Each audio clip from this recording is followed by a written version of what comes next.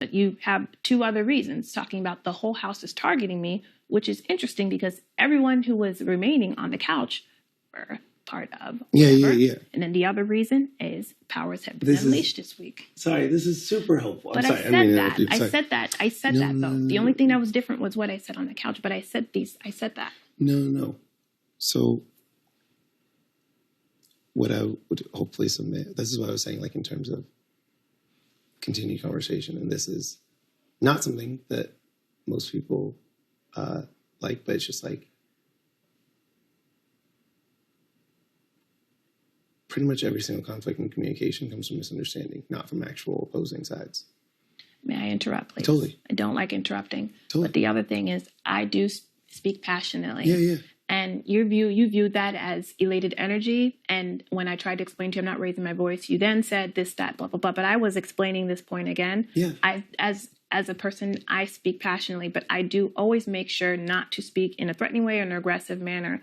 And I personally don't think there's anything wrong in me speaking with more energy if I'm being respectful to people. Absolutely. But you found a problem with the way that I was talking. Yeah. And it made me feel uncomfortable. It made me feel like, okay, well, I guess I need to be quiet.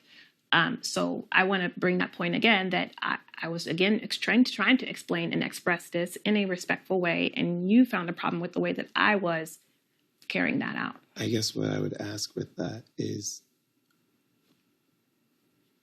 I would be open to considering that I had a misinterpretation of tone. I guess likewise, I would ask that, like right now, you just spoke with a more elated tone.